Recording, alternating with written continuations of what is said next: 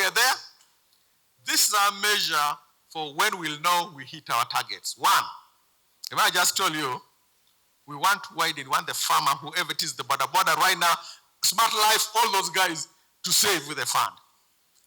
And we'll measure it. Right now, when you look at the number of people saving with the fund, only 14% of Uganda's working population are saving. You're one of the 14%, which means the other 86% are outside the fund. And we can't say our purpose make lives better when 14% is only 14% we are catering for. So we have to go outside there. That's why we've gone through now informal sector. Smart Life, I'll just tell you a story about a smart Life when I come to it.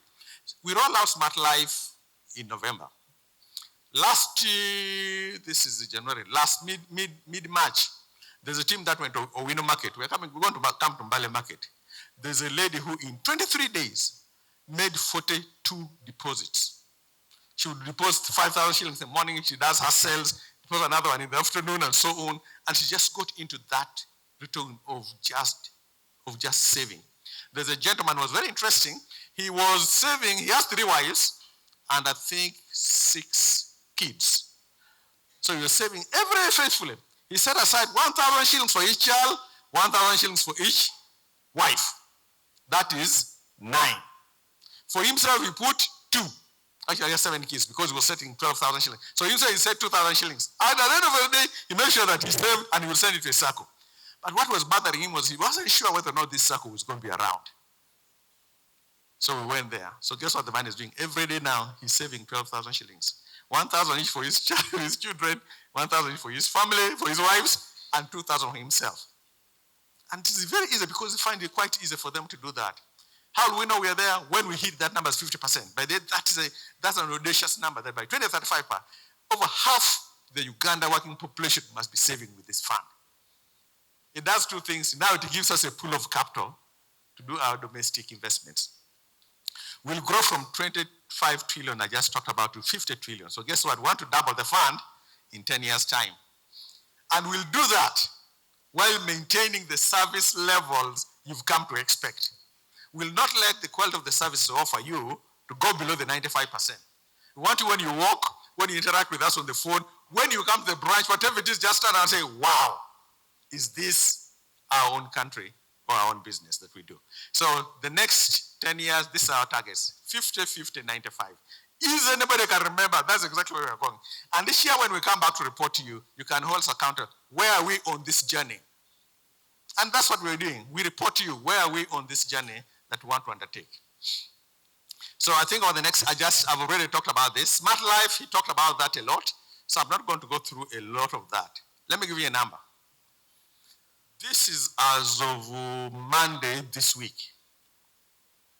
We had 17,000 members joining since November 2024 in 4 months' time.